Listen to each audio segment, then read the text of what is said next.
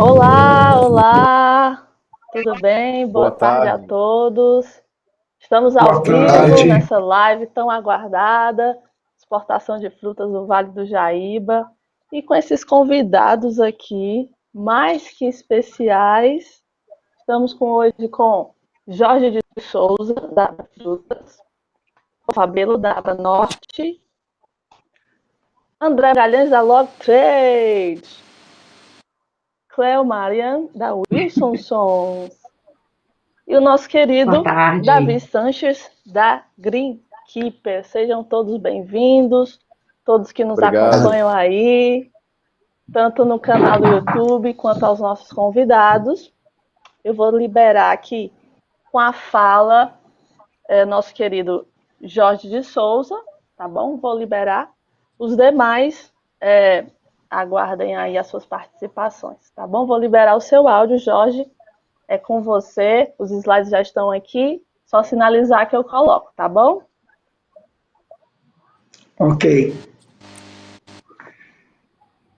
Uma boa tarde a todos. É um prazer muito grande de encontrar os amigos aqui da região do norte de Minas nessa oportunidade, mais uma oportunidade para nós debatermos oportunidades de negócio, entre as quais as exportações de frutas aí desse importante polo frutícola do Brasil. É uma satisfação muito grande, me sinto muito à vontade, me sinto verdadeiramente em casa com vocês. Na verdade, eu imaginei o seguinte, que como a responsabilidade pelo aquecimento desse time de notáveis aí na área da fruticultura cabe a mim, então eu vou tentar abordar primeiramente alguns temas mais gerais do que é esse negócio da fruticultura de exportação, o que isso representa no mundo, o que isso representa no Brasil e alguns desafios e oportunidades que nós já identificamos pelo nosso trabalho aí na Associação Brasileira dos Produtores e Exportadores. Então, pediria a gentileza, se puder projetar os meus slides, eu já vou iniciar. É interessante porque eu acho que a primeira grande questão nós pensamos assim, o que esse negócio de importação e exportação de frutas representa no mundo, em termos de faturamento, qual é o tamanho desse negócio? Então, se olharmos o próximo slide, nós vamos ver que esse negócio é um negócio extremamente relevante e representa aí 71,3 bilhões de dólares, representou em 2019. Então, é realmente um setor, um segmento que gera muita renda. E além de gerar renda, gera e distribui, porque a fruticultura no mundo todo, ela emprega muito, né? E acaba desenvolvendo os polos, as regiões onde ela está localizada. Interessante também que o crescimento anual dessa atividade no mundo, ele cresceu de 2010 a 2019 em média 5,2% ao ano. E se nós olharmos o crescimento em algumas regiões específicas, como por exemplo os países asiáticos, esse crescimento foi de 15% ao ano. Então, ele é uma atividade que, além de já gerar uma quantia significativa aí em termos de faturamento, ele também está em contínuo crescimento, ou seja, é efetivamente uma oportunidade. E aí podemos ir para o próximo slide, por favor. Então, agora nós vamos dar uma olhada com relação ao Brasil, né? O Brasil, nos últimos, se nós notarmos esse gráfico de produção aí em milhões de toneladas, nós observamos que, principalmente a partir de 2015, a produção tem sido bastante estável no país. A exemplo de outros segmentos do agronegócio, a tecnologia chegou também na fruticultura e os recursos tecnológicos hoje permitem que o produtor ele consiga gerenciar as variáveis climáticas, as variáveis agronômicas de fertilidade, de controle fitossanitário de uma maneira bem mais efetiva. Então, isso tem contribuído muito para que a produção tenha sido estável, ou seja, estamos aí num patamar de 44 milhões de toneladas, um pouquinho mais, um pouquinho menos, dependendo do ano, E somos, com esse desempenho, o terceiro maior produtor mundial de frutas. Estamos atrás apenas de China e Índia. Nós ocupamos a terceira posição, os Estados Unidos ocupa a quarta posição. Então, somos a exemplo de grãos, a exemplo de café, a exemplo das carnes, somos protagonistas em termos de volume produzido. Somos uma potência frutícola, sem dúvida alguma. No entanto, quando nós analisamos a nossa posição no ranking de exportadores, estamos apenas na 23ª posição. E fechamos 2019 com um desempenho aí aproximadamente próximo aos 850 milhões de dólares, que representam apenas 1% desse faturamento mundial aí de 71,3 bi que eu mencionei. Ou seja, somos extremamente relevantes e protagonistas como produtores na produção em relação ao mundo. No entanto, em termos de exportação, nosso desempenho é pífio. E o mais interessante, aí contrastando com as outras cadeias produtivas, né? Quando a gente olha produção de grãos, produção de carnes, café, como eu já mencionei, açúcar, nós somos grandes produtores e somos também grandes exportadores. E na fruticultura isso ainda não aconteceu. Então podemos ir para o próximo slide, por favor.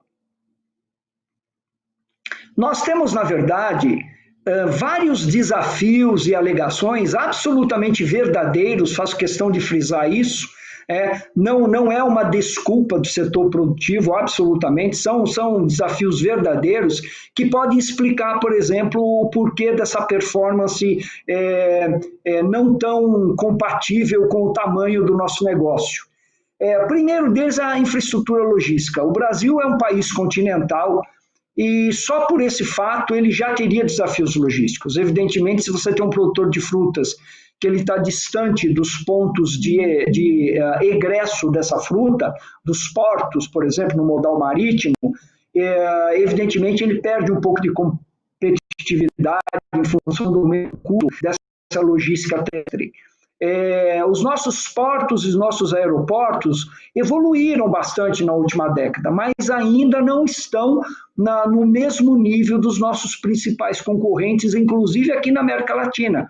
Se você olhar o Chile e o Peru, que são dois exemplos notáveis aí na exportação de frutas, as instalações portuárias são mais avançadas, são mais automatizadas do que as nossas aqui. Mas estamos melhorando, né? Eu tenho certeza que nossa colega vai ter oportunidade de falar do Porto de Salvador, que estão acontecendo investimentos, mas comparativamente nós ainda estamos um pouco atrás na infraestrutura logística.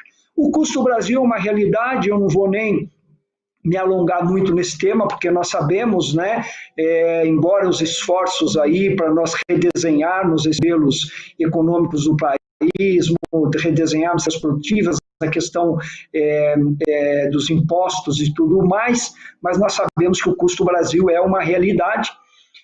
Somos um Estado burocrático, não tem como. Essa semana mesmo eu tive a oportunidade de debater com os colegas lá do Ministério da Agricultura, do Vigiagro, algumas oportunidades de melhoria que nós tínhamos nas fronteiras secas do Brasil, com os países do Mercosul, na exportação de banana, que é uma das principais frutas produzidas aí no norte de Minas. Então, alguns gargalos nas questões alfandegárias, de desembaraço aduaneiro, problemas também de estrutura nessa área, de equipe, a questão também da automação dos processos. Então, somos um Estado burocrático ainda, melhorando, mas ainda somos. Não trabalhamos nos últimos anos, é verdade, e aí eu acho que como representante na Abrafrutas do setor privado, né, eu tenho que assumir a minha culpa aí. O setor, na verdade, não demandou com a mesma ambição empresarial a abertura de novos mercados, a exemplo de outros segmentos já mencionados aqui, como as carnes e os grãos, por exemplo. Então, a fruta é um produto muito regulado, nós temos as questões fitossanitárias que são muito importantes. Então, a abertura de mercados é um processo um pouco mais complexo e nós não conseguimos, nos últimos anos, apresentar uma lista de demandas compatível com essa potencialidade mundial. Estamos correndo atrás também desse prejuízo, vamos dizer assim, e estamos melhorando, mas é verdade. Por exemplo, não temos a China, nós só podemos exportar para a China melões e conseguimos essa aprovação agora em 2020. Então, temos muito ainda o que fazer em termos de acesso a mercados. O tamanho do mercado interno é fantástico, ainda bem, né? Porque somos o terceiro produtor mundial e o negócio continua rodando, significa que o nosso mercado interno está consumindo 97% dessas frutas, mais exato para todos que estão nos ouvindo nessa live. Então, temos um mercado interno fantástico, mas isso absolutamente não justifica nós não estarmos comendo uma fatia mais expressiva desse bolo de 71 bilhões aí do mercado internacional. Temos que crescer nisso também, né? Então, muitos produtores às vezes falam, mas eu vendo para o mercado interno, é mais simples, os processos são simplificados e às vezes os preços aqui no Brasil são iguais ou até melhores que os preços internacionais. Tudo isso é verdade, mas, de novo, do ponto de vista estratégico, não é uma boa prática nós não estarmos numa posição aí de participação nesse mercado mundial mais alta do que nós temos.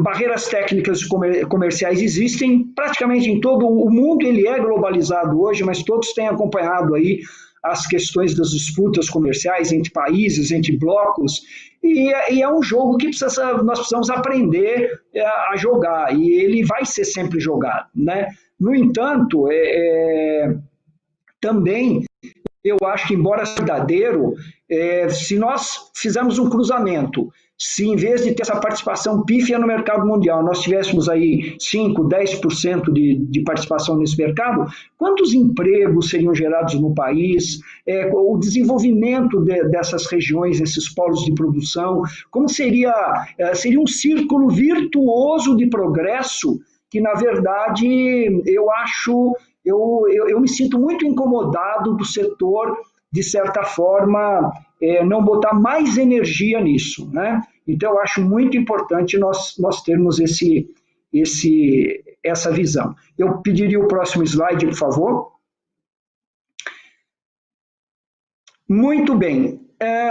E esse incômodo por exemplo, quando eu vejo uma propaganda como essa, que todos estão vendo aí, que é o nosso açaí, produto genuinamente nacional, da nossa querida região amazônica, produzido com sustentabilidade, né, sem desmatar a floresta e tudo mais, sendo, na verdade, comercializado por empresas americanas, empresas europeias e até empresas australianas, acreditem, né? Então, essas empresas, eles importam a matéria-prima do Brasil a um preço relativamente baixo, transformam esse produto e realmente tem um negócio extremamente lucrativo e de alta rentabilidade. E a pergunta é inevitável, a pergunta, por que as nossas empresas, por que o empreendedor, empresário brasileiro não se dedica a desenvolver um trabalho como esse, e aí esse ganho, deixando essa riqueza gerada no nosso país e desenvolvendo as nossas regiões produtoras, né? Próximo slide, por favor. Já caminhando para o final,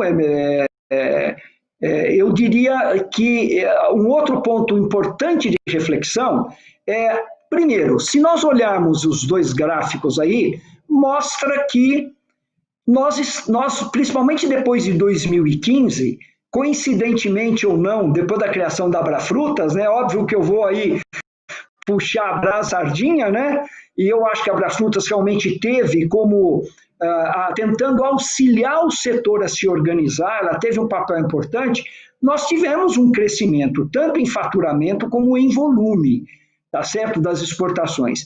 É um crescimento um pouco abaixo ainda do crescimento médio mundial, um pouquinho menos de 5% aí, mas é um crescimento significativo. Mas nós temos que dar alguns saltos que nós não estamos conseguindo. E eu acho que que o norte de Minas tem que estar incluído nesse questionamento e nós entendemos melhor de que maneira nós podemos contribuir para que o norte de Minas passe a exportar mais. Mas, acima de tudo, é a figura do mapa.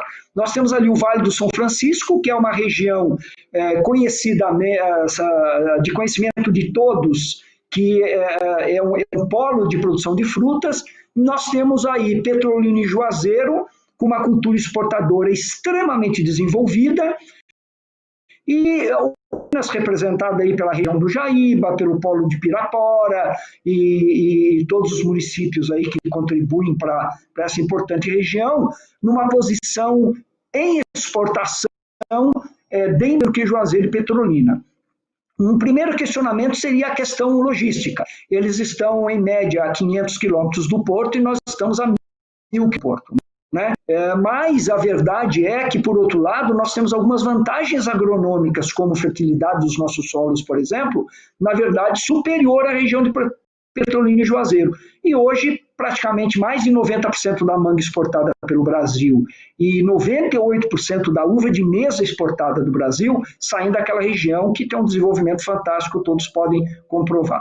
Então, a meu pontapé inicial, eu estourei aí um pouquinho o tempo, 2 minutos, mas que eu tenha dado o início a um debate que com certeza vai ser muito interessante aqui, e todos que estão nos assistindo, os produtores, as lideranças, vão conseguir formar uma opinião, ou pelo menos uma ideia de estratégia de como nós podemos melhorar as exportações aí da nossa região do Vale do Jaíba. Né? Um grande abraço a todos. Muito obrigado.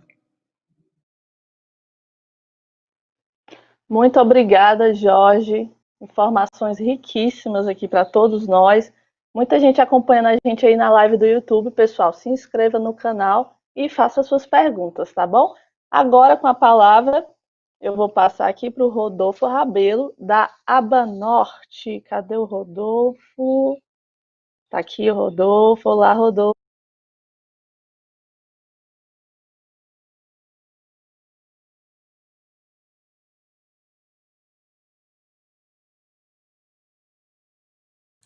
Está me escutando?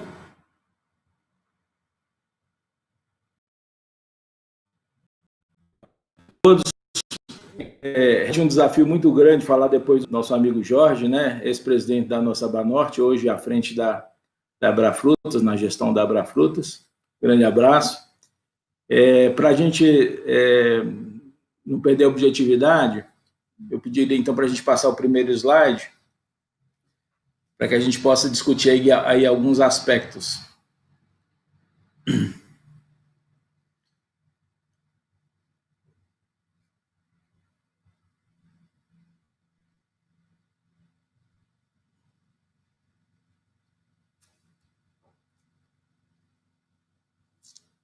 Pode passar o próximo, por favor? Nessa tela aí, obviamente, as informações são de uma fatia aí das frutas exportadas pelo Brasil, não todas. A fonte é o Comexstat, que é o órgão oficial de informação sobre o comércio exterior. A gente vê aí nos últimos 4 anos, inclusive o ano 2020, que a gente só tem a área do ano, né? A estratificação dos estados exportadores, né? Tanto em toneladas vendidas, né? Quanto também em faturamento em dólar, né? A gente vê que o Rio Grande do Norte, no caso, trabalhou maiores volumes, né? Tem trabalhado maiores volumes ao longo desses anos, pelo menos na soma desses 4 anos. E Pernambuco é que realmente faturou mais. Mas se a gente olhar os anos, né, a gente vê aí uma alternância entre esses estados na questão do faturamento e também da produção. Pode passar, por favor. Aí, no caso, nós temos aí a estratificação, né, do código da descrição SH4, né, do Comexstat, onde mostra o Rio Grande do Norte como o maior exportador em 2019, né, com a categoria de melões, depois de mangas, né, depois bananas e outras frutas, por estado, né, mostrando o ranking em faturamento em dólar por cada um desses estados. Próximo, por favor. Aí nós estamos vendo a distribuição no mundo, né, das exportações do Brasil, de Minas Gerais, em 2019. Nós então vemos que Minas Gerais, ao contrário de alguns outros estados, né, tem uma exportação pífia, né, para não falar, né, são praticamente 3 milhões de dólares no ano de 2019, ano fechado, né, com exportação mais concentrada para a Europa, né, banana e principalmente citros, né. Então nós realmente precisamos avançar bastante nessa questão. Uma das justificativas, obviamente, que é um estado central, né, que tem uma distância ao porto, uma distância considerável, né, muito maior do que a maioria dos países exportadores produtores de fruta, e os estados produtores de frutas do Brasil, que tem uma distância em relação aos portos bastante menor. Próximo, por favor. O volume de comercializada, né, em termos de toneladas, em termos de dólar líquido, né, FOB. A gente vê aí no mapa mundi, né, a distribuição dessas exportações, dos países que realmente compraram do Brasil, né. Então nós estamos vendo aí uma coisa em torno de 700 milhões de dólares, né, de exportação em 2019, um número bastante pequeno em se considerando a fruticultura nacional. Só para você ter uma ideia, em 2016 a banana ela fechou 16 bilhões de reais, né, só para o mercado interno, né. Então a gente vê que o mercado externo de frutas ele precisa ser alcançado, né, de forma até estratégica, como o próprio Jorge falou. Nós estamos vendo que a política cambial brasileira parece esse espaço que facilita as nossas exportações e nos coloca um pouco mais competitivos, né, em relação aos anos que se passaram, né, nos dando, então, mais oportunidades de exportar, né. Próximo, por favor. Então, quais são os desafios do norte de Minas hoje? É justamente chegar aos portos, né? A rede ferroviária, ela chegou no norte de Minas há praticamente 100 anos atrás, né? Onde o principal produto transportado era animais vivos, né? Bovinos em direção aos frigoríficos. Próximo, por favor. O que a gente precisa buscar hoje é justamente algo que nos coloque de forma mais competitiva no mercado, de forma consistente, né? Não só nesses momentos onde a questão cambial está favorável, mas de forma definitiva, né? No mundo inteiro, todo e qualquer país moderno, ele a rede ferroviária, a principal via de trânsito de mercadorias, né, de exportação e de importação. E o Brasil, a partir da década de 70, investiu muito em rodovias e a nossa rede de ferrovias até diminuiu, né, enquanto que na Europa os investimentos são muito fortes, né. Então a gente vê aí algumas imagens de plataformas de trem transportando carretas inteiras, né, tanto com o cavalo e também o container, a própria carroceria, e também outras opções na Europa que hoje eles transportam o baú, né? Então nós temos que avançar para esse tipo de modelo, porque é um modelo realmente que vai nos trazer benefício na questão do custo do frete. Próximo, por favor. Mais um, por favor. Então a gente viu que o governo Bolsonaro hoje ele tem um desafio e realmente está nessa direção de alterar de 15% para 29% o volume de carga transportada por via férrea, né? Realmente colocando o país numa condição de exportador e consolidando essa situação. Próximo, por favor. Aí a gente vê a malha ferroviária, né, em 2016 e também vemos aí o planejamento do governo Bolsonaro. Obviamente tem parte dos governos anteriores também, para integrar a rede ferroviária aos portos, né? E no caso aí a gente está vendo aí a rede que passa no norte de Minas, né? Passa em Janaúba, muito próximo ao projeto Jaíba, passa também em Pirapora, está ali dentro, em Pirapora, perto junto ao perímetro irrigado de Pirapora. E o nosso objetivo principal é justamente viabilizar esse transporte fundamental para que nós cheguemos aos portos de forma competitiva, né? Então, o governo federal está investindo no Porto de Ilhéus, né, para interligar a Ferrovia Integração Oeste-Leste, né, que chega lá em Marabá, lá no Pará, né, já chega na porta da Europa, né?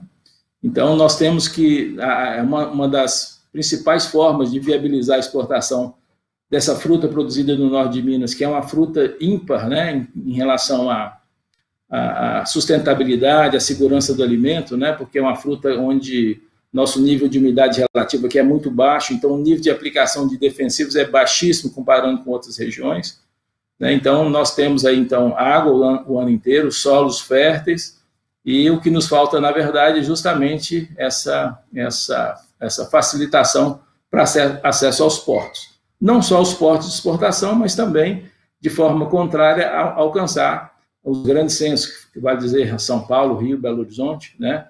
Porque hoje a distância rodoviária realmente é um empecilho à competitividade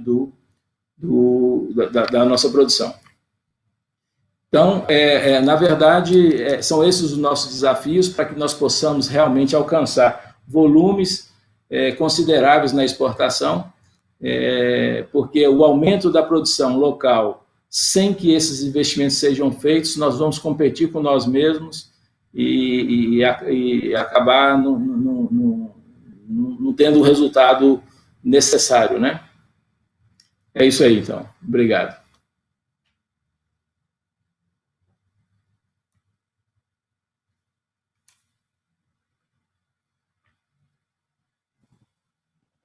Ok.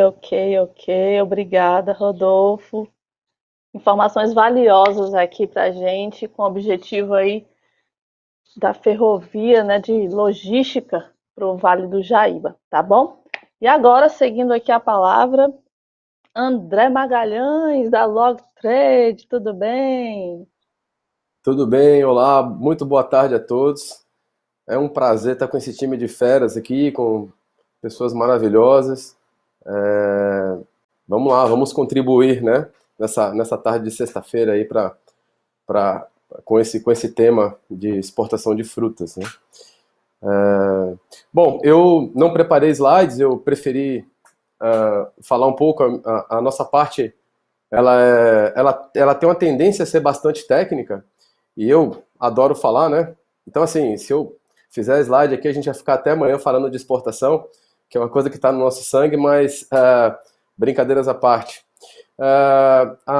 A nossa intenção aqui, pessoal, é partir de uma pergunta, né? Tenho o produto, como eu faço para exportar? Por onde eu começo, né? Então, o nosso trabalho como despachantes aduaneiros, como agentes logísticos, é facilitar o comércio internacional, facilitar as informações e procedimentos e documentação para os clientes exportadores, né, e importadores. Falando de Jaíba especificamente, visitamos Jaíba em 2015. Eu tive a oportunidade de fazer um workshop de drawback de exportação na época. Não posso deixar de mandar um abraço aqui para nossos amigos da Transcomex, nossos amigos da Aslin, empresas locais que trabalham conosco. Então, grande abraço a todos. Vamos ao que interessa. Bom, então tem o produto e como exportar, né? Por onde eu começo? Pessoal, existe a Receita Federal, ela possui vários sistemas, tá, para fazer o controle do comércio internacional brasileiro, tá? O sistema que controla quem importa e quem exporta, né, esses agentes de importação e exportação, é um sistema chamado radar, tá?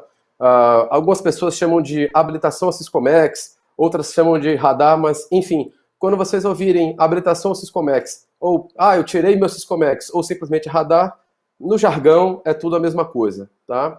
Então, a primeira coisa que uma empresa, tá, tem que fazer é procurar se credenciar junto à Receita Federal, no sistema radar. Então, qualquer empresa, a legislação atual é uma legislação de 2015, a instrução normativa número 1603, junto com a portaria COANA 123 de 2015, eles dispõem sobre as modalidades de radar, sobre documentos que são necessários, tá? E estabelece regras e obrigações. Então, eu tenho uma empresa, eu tenho um produto, a primeira coisa, se habilitar no radar, tá bom? Existem basicamente 3 modalidades de radar: a expressa, a limitada e a ilimitada. Então, a modalidade expressa, inclusive, é uma modalidade que nós orientamos e sugerimos para que exportadores de primeira mão, tá, busquem. É uma modalidade que, como o nome está dizendo, expressa, ela praticamente é efetivada online, tá, na hora, pela Receita Federal. Ela não estabelece limites para o exportador exportar, limites de venda, tá? Na importação, ela limita o importador a uma parceira de pagamento de 50 CIF por cada 6 meses de suas importações. Na exportação não tem limite, tá? Então, é a que a gente recomenda, que a gente orienta, é rápida, não é custosa e, assim, em uma tarde você se habilita a ser exportador. Temos a limitada e a ilimitada, né? Que também, assim como a expressa, ela não estabelece limites para quem vai exportar. Então, ela é muito... A legislação favorece o exportador, tá? E aí, como eu estou falando de modalidades, a limitada, ela traz para a pessoa, para a empresa que importa, um limite de até $150 mil CIF por cada 6 meses, e a ilimitada, acima de $150 mil CIF, conforme sua capacidade financeira. Então, basicamente, essas são as modalidades de radar, e essa é uma informação preciosa que a gente queria trazer aqui para vocês sobre o tema.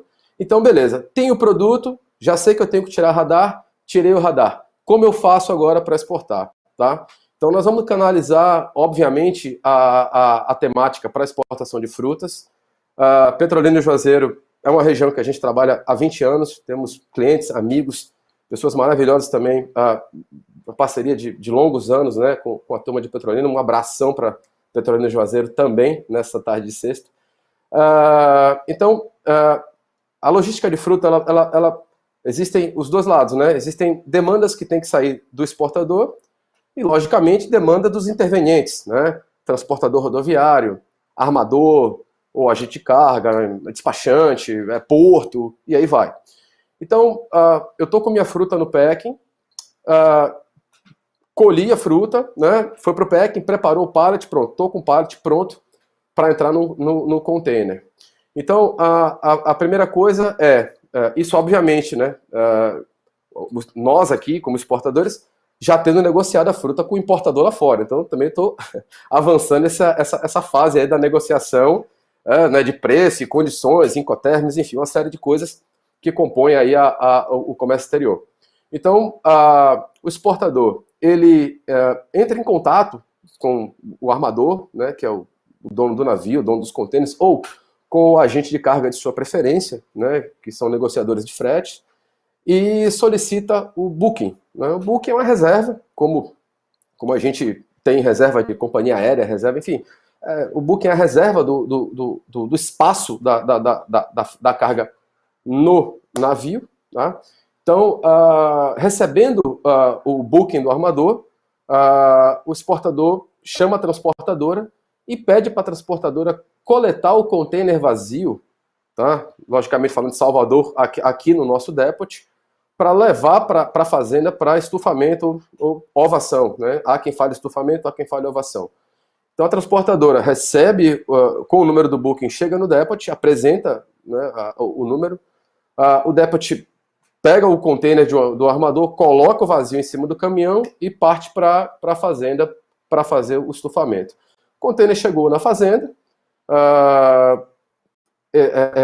processo de estufagem, de ovação do container, fechou o container, o exportador emite a nota fiscal de saída, a DANF, tá? De venda daquela mercadoria para o exterior, e normalmente o exportador também emite um documento interno chamado instrução de embarque. que na verdade é um conjunto das informações, tá, daquela venda, que são necessárias para o processo. Então ele vai dizer quem é o importador, qual é o Incoterm, quantidade, peso, volume, temperatura da fruta, se estou exportando em drawback, se não está, se é consignação. Então normalmente tem uma instrução de embarque, é um documento simples, né, não tem um formato, cada um tem o seu. E junto com a nota fiscal, nós recebemos a carga em Salvador para iniciar o desembaraço aduaneiro. Então a carga chega no porto, e aí aqui em Salvador existe um procedimento de vistoria prévia do container pelo mapa, tá? Aqui no porto a gente tem em Salvador a gente tem uma triagem, mas a gente tem uma plataforma onde esses containers chegam, né? Nós chamamos a agricultura previamente, então os containers param na plataforma, a gente abre a porta do container, ele faz a vistoria da fruta, né? E aí, quando ele vistoria, esse container já entra no porto vistoriado, tá? Porém, isso sofreu mudanças agora recente, porque a agricultura limitou os horários de vistoria, tá? Então, hoje, em horário comercial normal, segunda a sexta, o container chega, para na plataforma e faz o procedimento. Fora do horário comercial, final de semana e feriado, o container entra direto no porto sem fazer a vistoria. Isso não acarreta nenhum problema para o exportador, tá? Então, ele tem o seu fitossanitário emitido, independente da vistoria ser feita ou não, né? Claro, a gente não pode prejudicar o processo, né? Então, um container chega, existe esse procedimento de vistoria, né? Então, quando ele é vistoriado, a gente vai tomando conta do processo do desembaraço até terminar, para a gente ter acesso ao fito depois do embarque ali, e quando ele entra direto, a gente tem que comprovar para a agricultura, que é quem vai emitir o fito no final, que aquele container chegou depois do horário. Então, a documentação que a gente entrega na plataforma, né, quando ele passa direto, a gente entrega a documentação, mais um ticket de aprovação de que aquele container acessou o gate do TECOM fora do horário proposto para a agricultura. Então, container entrou no porto, tá? Com vistoria ou sem, o container entrou, superado essa fase, ele entra. O porto fornece, posiciona, né, descarrega, posiciona o container, fornece para nós a presença de carga, que é uma codificação para dizer que o container chegou, que está no recinto aduaneiro e que está livre e desimpedido para desembaraço, peso, lacra, tudo certinho, né? E com a presença de carga, a gente já com a declaração de exportação registrada, declaração única de exportação, a gente inicia o desembaraço do container, tá? Então, o desembaraço, existem 3 canais, né, de parametrização. É o canal verde, que tem a liberação automática pela Receita Federal, cuja 95, 97, 98% aí assim, ordem de grandeza, né? As exportações são direcionadas para o canal verde, né? Não tem por que ficar parando exportação. O canal amarelo, né? Na legislação a gente vai achar laranja, tá? Porque ela é de 93, se eu não me engano. Você vai achar canal laranja lá, por conta do Mercosul, que era naranja, e aí o Brasil botou laranja, mas todo mundo chama de canal amarelo, tá? Então, o canal amarelo, a Receita faz o exame documental da exportação, então vai pegar a tudo certinho para fazer a liberação, e o canal vermelho, que tem a conferência física, né? Além do exame documental, tem o exame físico. Então, ultrapassar o canal de parametrização, a DUI é desembaraçada e fica livre para subir a bordo do navio e embarcar para o seu destino. Então, é de embarque e de processo de desembaraço, né? Então, nesse processo pré-embarque, a gente tem documentos aí, instrução de embarque, invoice, packing list, a nota fiscal de saída, LPCO, draft do BL, que a gente tem que fazer, tá? O despachante que faz o draft do BL, informação de VGM, dentre outros documentos. Então, desembaraçou, normalmente depois que o navio sai, um ou 2 dias, os BLs já estão disponíveis para retirada aqui na origem, né? Ou, a depender da negociação, esse BL pode ser retirado no destino, uma modalidade que os armadores chamam de Express Release. Tá? Então, o BL pode ser também retirado no destino, conforme a negociação. Então, de posse do BL ou de cópia do BL, a gente vai na agricultura e a gente retira o fitossanitário, a gente emite certificado de origem para exportações para Mercosul, para países que o Brasil tem acordo comercial. E juntamos essa documentação, colocamos num courier, né, uma DHL, FedEx, TNT, e mandamos para o importador no país de destino. Obviamente, observando as condições comerciais. Né? Se a mercadoria já está paga, o exportador autoriza a gente fazer a remessa automática, ou ele tem um conta corrente com o cliente dele, beleza. Mas, assim, pagamento à vista, pagamento a prazo, normalmente a gente espera uma ordem do exportador para a gente soltar esses documentos, porque também não tem sentido a gente pegar esse documento, botar no correio, mandar para Minas, mandar para não sei onde. Daqui mesmo a gente solta mediante esse bate-papo, né, esse alinhamento com o exportador. E aí, por fim,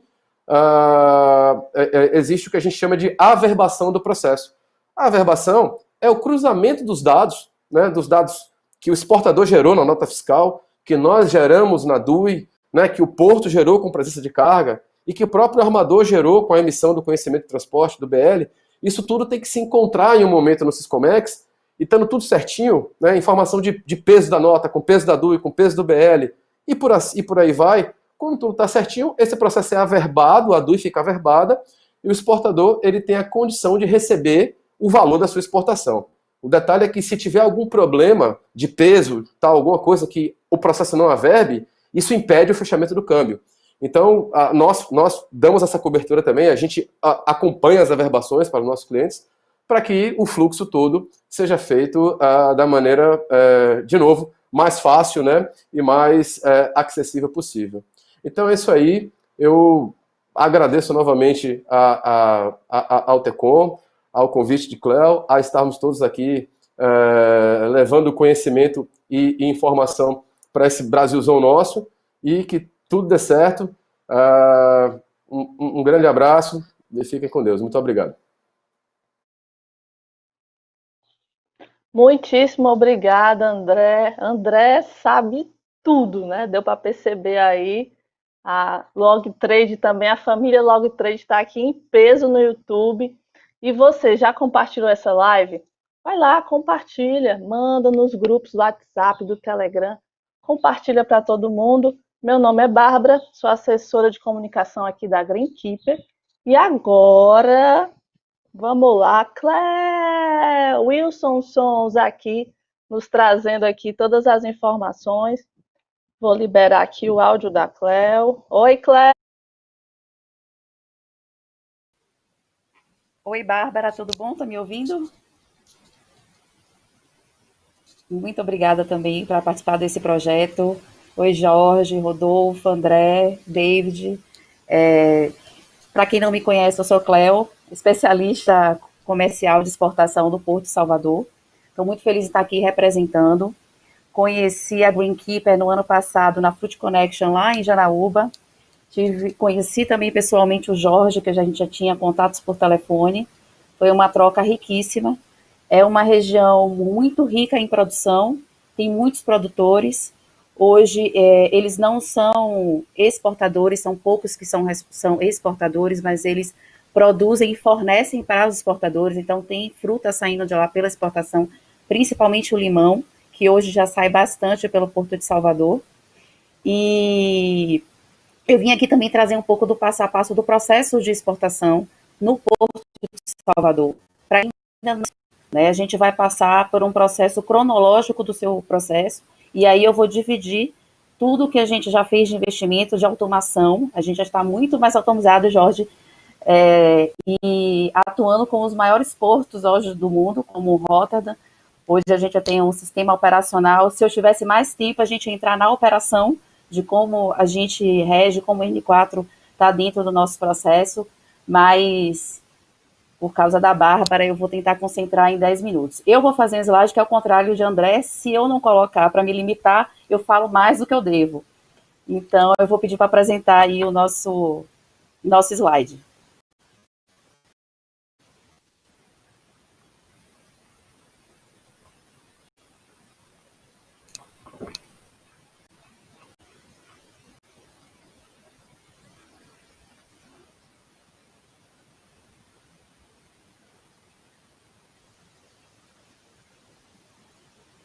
Não é esse.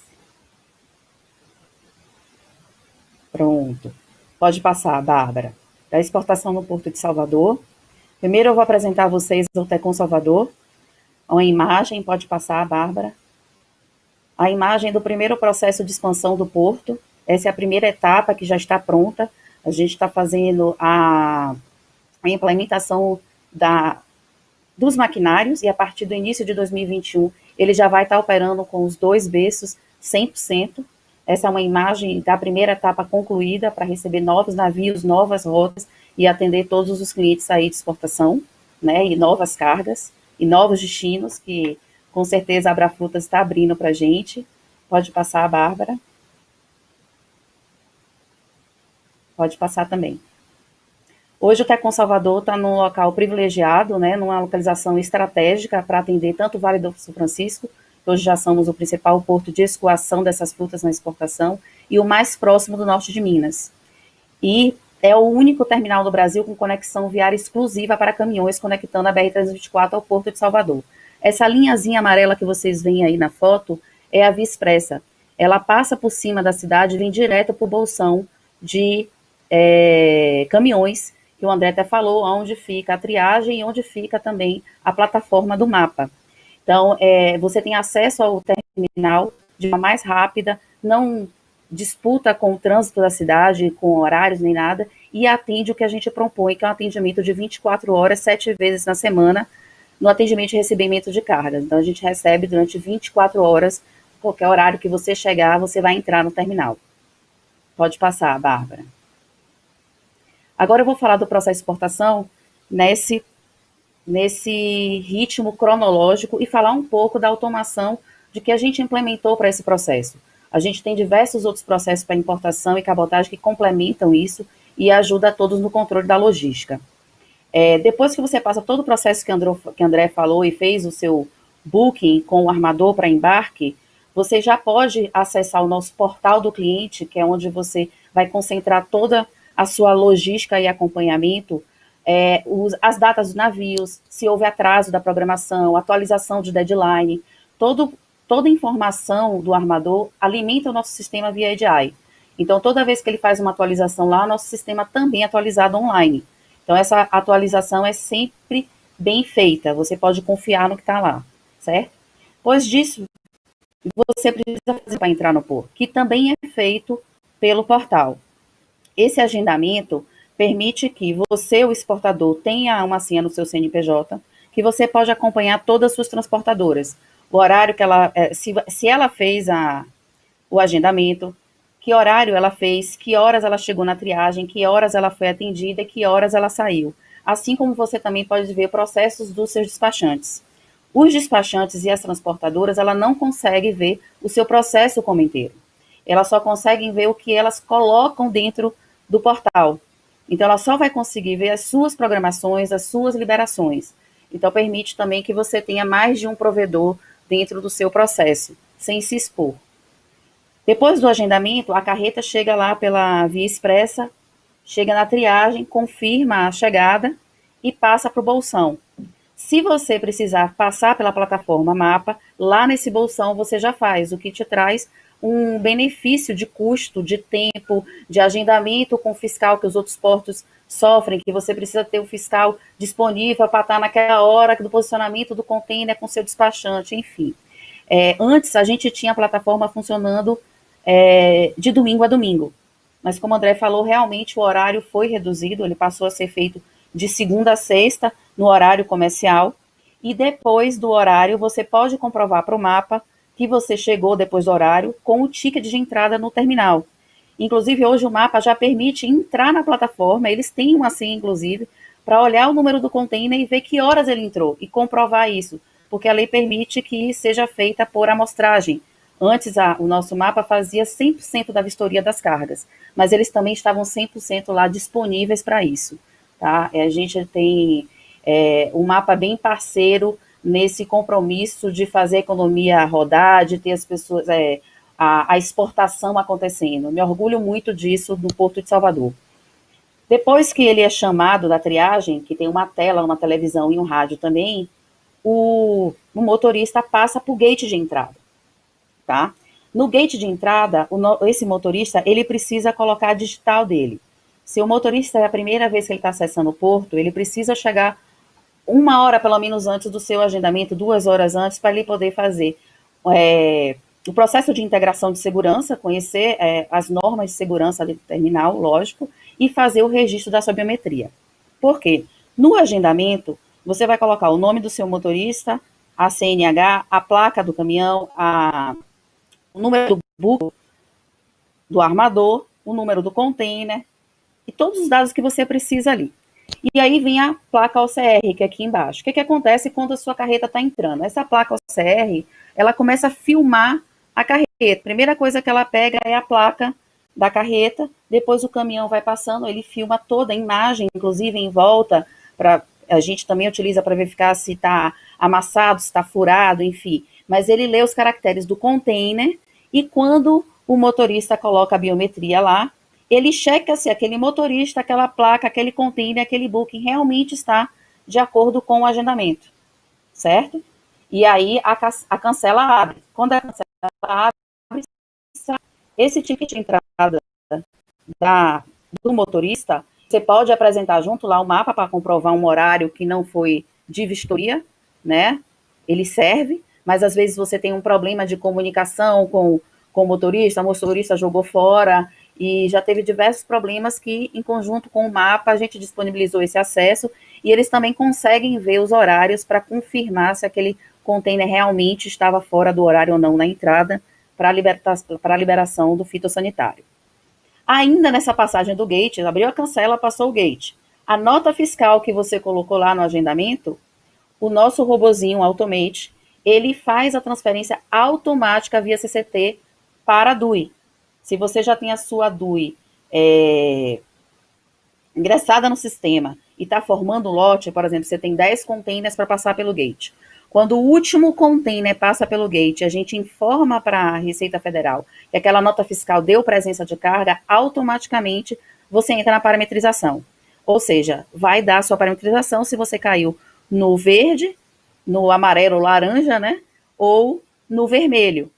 A gente aconselha aos nossos clientes e aos despachantes que, se a parametrização não sair em até 10 minutos, é melhor dar uma verificada. Hoje, o sistema da Receita Federal está muito menos burocrático também, porque eles também estão funcionando 20 horas de forma automática.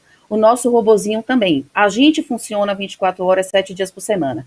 Então, a hora que entrar 1 da manhã, 2 da manhã, domingo, feriado, 5 horas da manhã, isso vai estar funcionando de forma automatizada. E a sua liberação, a sua parametrização também. Voltando, se você não identifica em até 10 minutos, tem que rever o processo. Ou tem um cuidado na DUI, ou está com problema na chave da nota fiscal, ou o container não foi dado baixa dentro do sistema da Receita Federal em um outro porto. Pode ter alguma coisa que aconteceu. Importante não deixar para a última hora para que não impacte o seu embarque no deadline determinado pelo armador, certo? Passando pela cancela, no ticket de entrada, ele vai informar se sua carga precisa passar pelo scanner ou não. Hoje, a Receita Federal exige que toda carga que vá para a Europa ou faça transbordo na Europa, na exportação, obrigatoriamente passe pelo scanner, certo? A partir do dia 18 de agosto, vai entrar Marrocos nessa obrigatoriedade. Então, 18 de agosto passa a ser Europa e Marrocos, qualquer carga que vão para esses destinos, ou o motorista vai receber nesse ticket de entrada informando se ele precisa passar no scanner ou não. Porque normalmente o cara não sabe se está indo para Rotterdam, se ele está indo para a China via Caribe, ou via... Então, para que ele não passe direto e não traga um custo maior e que a verificação do container do scanner ainda esteja na carreta de entrada, ele tem a informação lá bem grande que ele tem que ir para o scanner. Então, ele pega essa informação, passa no scanner antes de ir para a pilha lá, para ser colocado e botar no plug. Tudo isso você pode acompanhar no nosso portal do cliente. Você vai saber o agendamento, na hora que ele entrou, o que é que ele passou, se teve problema, se travou, e depois ainda você tem a confirmação da Receita Federal. O sistema da Receita Federal, a DUI, conversa com o nosso sistema. Então lá você consegue ver se sua carga deu verde, deu amarelo, deu vermelho. Então você pode também acompanhar isso. Você pode, lógico, confirmar com o seu despachante, que vai ver lá o Siscomec, etc. Mas você, com sua senha, às vezes está lá na insônia, 10h30 da noite, quer dar uma olhada, você entra no sistema e vê se sua carga está liberada. Pessoas ansiosas pedem isso, às vezes. Pode passar, Bárbara. Para complementar, eu apresento para vocês aqui quais são as rotas que o Porto Salvador oferece hoje. Todos que estão em azulzinho claro são as rotas que a gente oferece com escalas direta. Então, vai de Salvador, navio direto para esses destinos. Os outros que estão em azul escuro são os destinos que a gente atende com transbordo, certo? Pode passar, Bárbara. Aqui a gente destacou os principais destinos para fruta, identificada pelo porto. Então a gente colocou o Transitime que vai para a Europa e o Transitime que vai para os Estados Unidos nos principais portos de recebimento de fruta. Para que vocês anotem aí a data de saída aqui do terminal e a data de chegada lá no destino, certo? Pode passar, Bárbara. Muito obrigado. Eu deixo meus contatos para se vocês quiserem entrar em contato, tirar mais dúvidas, qualquer apoio que precisar na exportação dentro do terminal. E aí, vou passar para vocês de novo. A Greenkeeper que vai fazer esse sucesso das frutas chegarem bem mais longe, né? Quem sabe já é a China, transbordo, e que a gente possa fazer muito mais, e sinta mais confiança em fazer esse processo aí no norte de Minas. Obrigada. Cléo, muito obrigada, Cléo. Informações aí riquíssimas para a gente. Você que está acompanhando a gente na live aí no YouTube, pode fazer suas perguntas. Daqui a pouco a gente vai liberar aqui para todos os nossos participantes falarem e responderem você, tá bom? Agora com a palavra, nosso querido Davi Sanches, da Greenkeeper Brasil. Olá, Davi, tudo bem? Bem, boa tarde a todos. Felicidade de ver todos aí, amigos. A gente se encontrou em vários cantos do mundo, na Alemanha, na Espanha, já na UBA mesmo. Então, é uma felicidade ver todos. Também gosto de tão valiosos que estão compartilhando conosco. E os convidados que estão assistindo pelo canal lá da Greenkeep Tube. Também gostaria de enviar um abraço aos nossos colegas que estão assistindo, colegas da Greenkeeper assistindo desde a Espanha, desde Colômbia, desde lá Fortaleza também, tá? E pessoal que está nos dando um grande apoio nesses 3 anos que a Greenkeeper tem no Brasil, tá? Então, a ideia desse evento, desse live, é que a Greenkeeper é um fornecedor de soluções, tá? Uma empresa que se preocupa dos nossos clientes com os problemas também de frutas, tá? E que procuramos trazer soluções, parceiros que conhecem o mercado lá fora, conhecem a logística, toda a burocracia da exportação, a parte física dos portos, e oferecer essas soluções para os produtores. Trabalhamos com produtores de grande porte, médio, pequeno. Tá? Queremos que todo mundo exporte o Brasil, ganhe esse lugar no mundo que merece. Tá? O terceiro maior produtor de frutas do mundo, como o George colocou, mas ainda muito trabalho pela frente para exportar. Tá? E uma grande parte de dar esse passo, esse medo para exportar, não é só a parte burocrática, física, mas também uma grande pergunta: a fruta vai chegar boa? Pode ter algum problema? Aguentar essa viagem? Tá? Existem várias soluções, atmosfera controlada e, claro, a solução da Greenkeeper, que busca a melhor custo-benefício, busca uma solução, tá, que consiga fazer essa fruta chegar mais longe. Tá? Então, essa solução que consiste em eliminar o etileno. Tá? E quem que é o etileno?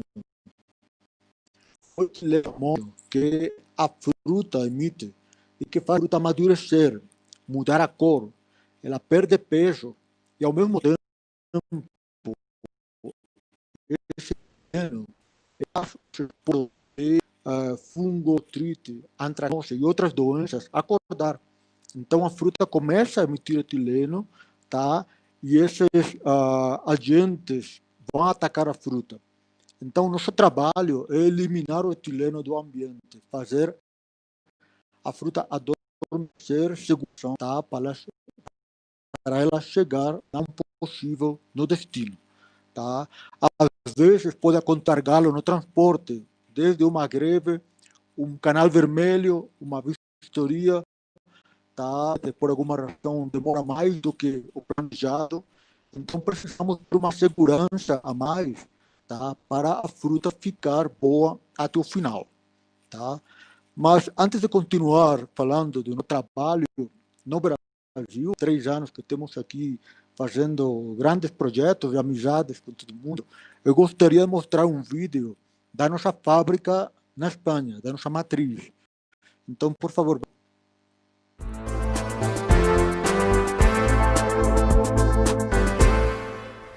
Greenkeeper es una empresa con presencia en los 5 continentes. Hemos logrado en los últimos años un crecimiento acentuado. Cada día ganamos la confianza de más y más clientes en todo el mundo. Hemos conseguido liderar el mercado de muchos de los principales productores y exportadores de frutas y hortalizas. Nos dedicamos a la fabricación de granulados de excelente calidad para la eliminación del etileno y otros compuestos volátiles, cuya presencia en la atmósfera es muy perjudicial para las frutas y hortalizas. El etileno es el principal responsable de la maduración de dichos productos.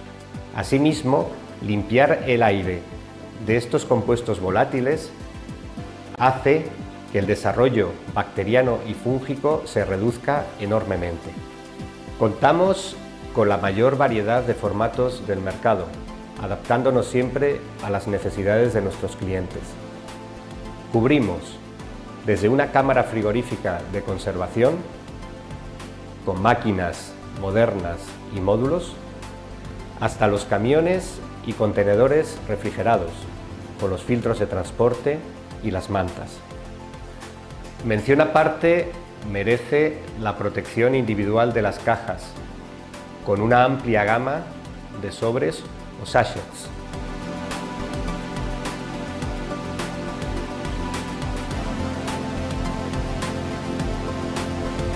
Nuestros sachets están sometidos a los test más exigentes en cuanto a resistencia y calidad.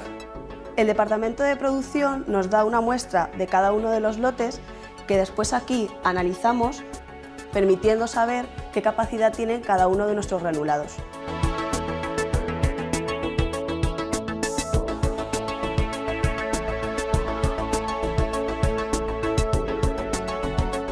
Adicionalmente a la prueba de capacidad realizamos un control estadístico y además guardamos una muestra de cada uno de nuestros lotes de producción por si fuese necesario realizar alguna comprobación posterior.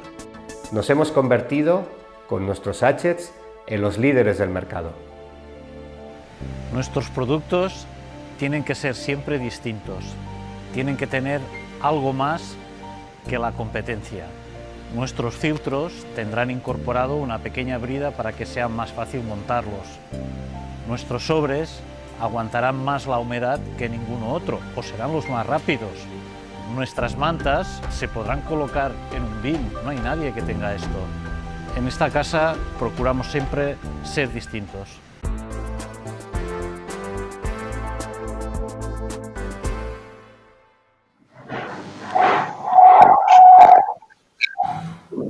Então, como o diretor técnico Ramon Gelli falou, nós buscamos a maior diferenciação do mercado. O que consiste isso também? Atender os maiores padrões de qualidade. O nosso produto que viaja na caixa, junto com as frutas, ou no container, ele está aprovado pela FDA americana, pela União Europeia e para a agricultura orgânica, tá? Então, essa preocupação nós também com o meio ambiente nos faz lançar produtos novos, como agora os filtros para container são fabricados com materiais 100% reciclados, tá? Os sachês são biodegradáveis, o granulado de argila ele pode ser usado como fertilizante, tá? Agentes bactérias e fungos do ambiente, os voláteis, tá? Nós não agregamos nada na fruta, não é nenhum químico. Então, quem exportar vai ter uma fruta boa, fresca por mais tempo, tá? E com produtos naturais, tá? Então, nós temos 3 anos trabalhando no Brasil, estamos trabalhando com produtos como abacate, como, limão, Tahiti, manga, melão, mamão, tá? Mesmo também mamão, mesmo que antes era exportado de aéreo, mas com o desafio da pandemia, houve algumas empresas que optaram pelo embarque marítimo e deu certo. E ao mesmo tempo, além das parcerias que nós temos com pessoas ou empresas que fazem a exportação acontecer, tá? Fizemos uma excelente parceria com a Abanorte e com a Universidade de Montes Claros, com o campus, porque também nós precisamos entender cada variedade de fruta e cada variedade local.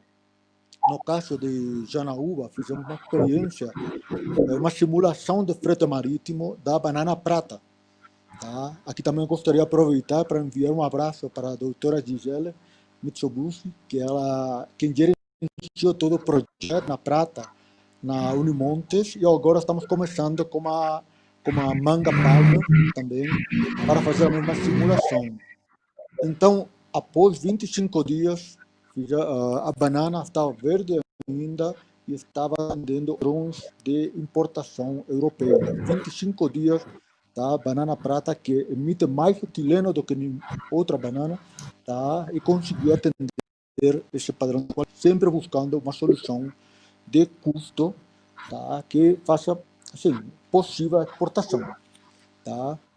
Então, isso quer dizer que a Greenkeeper trabalha muito perto do produtor, tá? Para entender as necessidades, resolver os desafios, mas ao mesmo tempo contamos com o suporte da Greenkeeper na Espanha, tá? Com mais de 25 anos no mercado, presença em mais de 30 países, e dos nossos colegas da Colômbia, que eles para a Ásia, estamos de rotas de 35 a 45 dias, tá?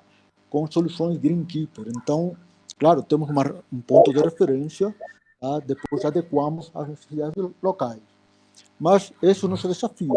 Se eles podem exportar da Colômbia para o Japão, por exemplo, em 40 dias, o Brasil com certeza consegue também, tá? Então, convido todo mundo para contatar com a Greenkeeper e com todos os nossos parceiros para fazer acontecer. Muito obrigado a todos e vamos agora para as perguntas.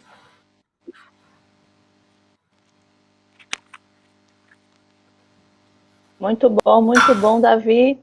É isso mesmo, momento das perguntas. Você que está participando aí da nossa live, para a gente o que, é que você está achando e envia suas perguntas. Eu separei uma pergunta aqui, vamos ver. Pergunta da Ivanete Pereira para Jorge. Jorge, quais são as oportunidades internacionais e os desafios das barreiras não tarifárias europeias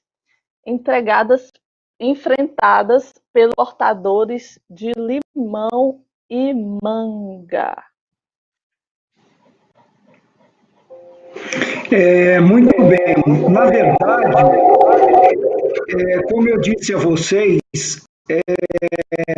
as barreiras, algumas barreiras técnicas disfarçadas de barreiras comerciais ou vice-versa, elas ocorrem principalmente na União Europeia. A União Europeia hoje, ela representa 72% das nossas exportações, então somos muito concentrados na Europa, os países europeus aqui consomem a maior quantidade das nossas frutas por razões de processos de abertura do mercado, como eu mencionei durante a minha fala anterior. O bloco europeu, ele é extremamente regulado, né? Eu diria, todo mundo tem lá os seus conceitos e as suas regras nas áreas de produtos e questões sanitárias, mas a Europa realmente ela ocupa o primeiro lugar aí nesse ranking. Na verdade, o que nós temos feito é sempre negociar. Eu tenho um colega que ele uma expressão de futebol, mas é o que eu acho que todo mundo entende, que ele diz o seguinte: os europeus jogam, mas jogam na bola. O que significa, não há deslealdade, o processo é sempre muito transparente e uma vez que você se profissionalize, uma vez que você busque as informações estão disponíveis e é possível negociar. Agora, é evidente que tem dois temas que nos preocupam bastante, principalmente com relação à lima ácida Tahiti, ao limão Tahiti. O primeiro é a questão da exigência do pedúnculo. É o Brasil, para exportar limão para a Europa, o pedúnculo, que é aquele cabinho que fica no topo da fruta, ele não pode ser superior a 2 milímetros. E só o Brasil é que tem essa regra, porque há uma suposta alegação de que vai transmitir a tristeza dos citros, que é uma virose. O que nós estamos fazendo para trabalhar esse tema é desenvolvendo uma série de protocolos técnicos, inclusive com universidades europeias, para ser mais específico, da Espanha, mostrando, na verdade, que o pedúnculo do limão ele não consegue ser um ponto de infecção de tristeza. Então, com isso, acreditamos que a gente pode negociar com a DG Santé para que essa barreira seja eliminada. A outra, que na verdade, é fruto de uma imperfeição de nossos processos internos, é a questão dos limites máximos de resíduos. Como todos sabem, o mundo quer sobre os pesticidas, sobre o risco de contaminação química, e um dos parâmetros utilizados é o limite máximo de resíduo. A questão do Brasil não é ultrapassar o limite máximo de resíduos, mas é que a nossa grade de pesticidas ela não é tão nova ou tão ela não usou os benefícios da tecnologia como a grade europeia, por uma série de razões que não é possível discutir agora, porque são técnicas bem complexas. Mas a verdade é que se você pegar, por exemplo, a produção de citros, hoje, os países que produzem citros na Europa têm acesso a uma grade de produtos e pesticidas muito mais modernos do que nós temos no Brasil. Então, nós precisamos resolver essa questão interna, estamos trabalhando junto com as empresas de agroquímicos e também com o Ministério da Agricultura, acelerar o processo de registro dos novos produtos e, com isso, remover essa segunda barreira, que seriam os LMRs. Apesar de tudo isso, eu diria que nós somos competitivos, nós permanecemos competitivos na lima ácida. O Brasil tem embarques de lima ácida para o continente europeu. Imagina se nós avançar nessas medidas para diminuir o efeito dessas barreiras, ficaremos mais competitivos ainda. Espero ter respondido à pergunta.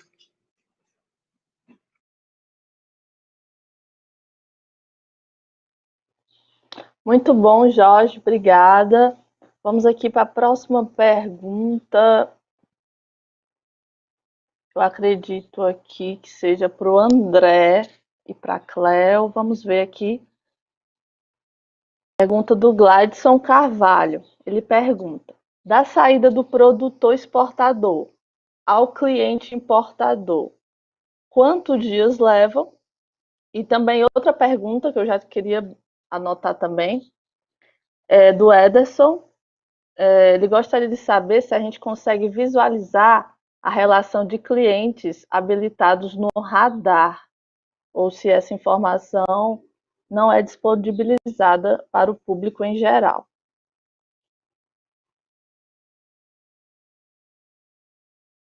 Posso começar de trás para frente e Cleo, se quiser, também pode ajudar na outra resposta. Quanto ao radar, não. É uma coisa que é feita para a empresa e para ela somente. Não existe essa condição da gente pesquisar quais são as empresas que têm radar, enfim, para a gente identificar, através do sistema radar, outros exportadores.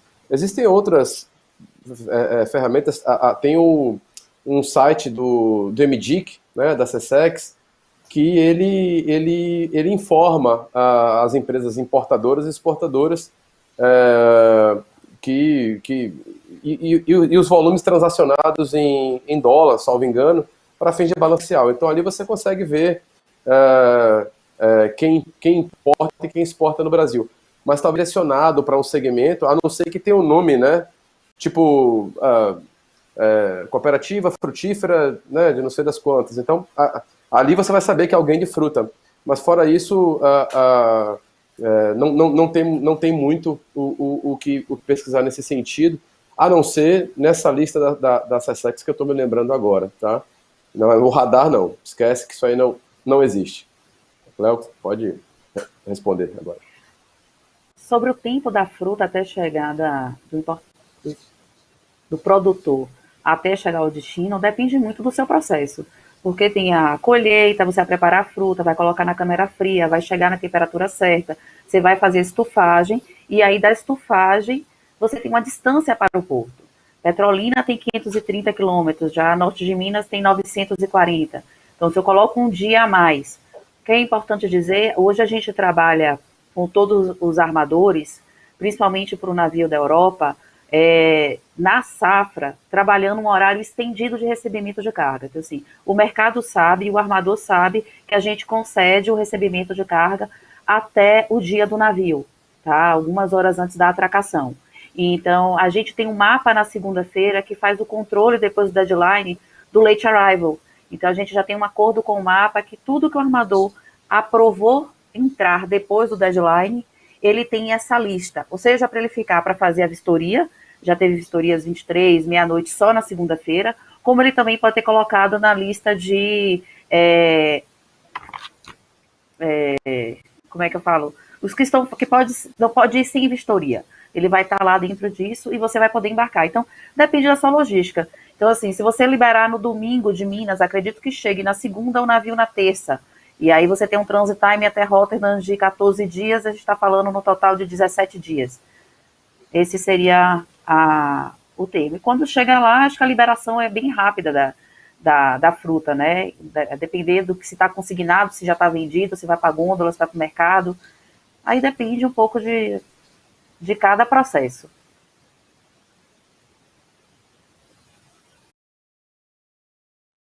Muito bom. Obrigada, Cléo. Obrigada, André. Sabe tudo, né? Esses dois aí tem um verdadeiro aqui, os fãs dele já estão aqui no nossa live. Agora eu tenho uma outra pergunta, nossa última pergunta de hoje. Vou perguntar aqui.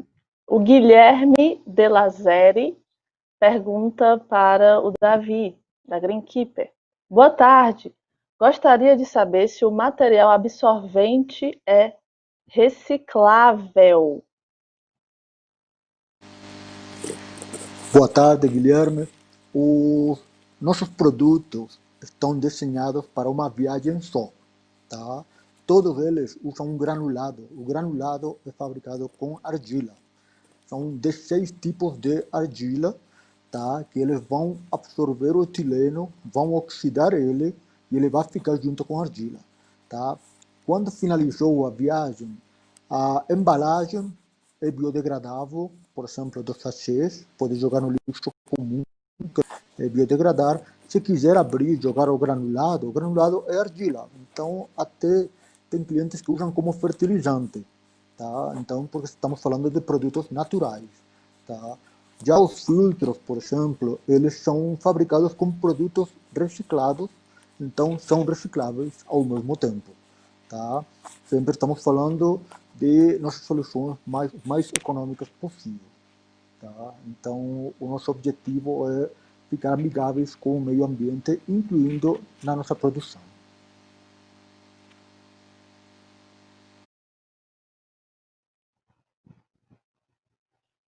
Muito bom, Davi. Muito obrigada, Davi. Muito obrigada. Agora é a hora dos alôs. Cadê todo mundo aqui?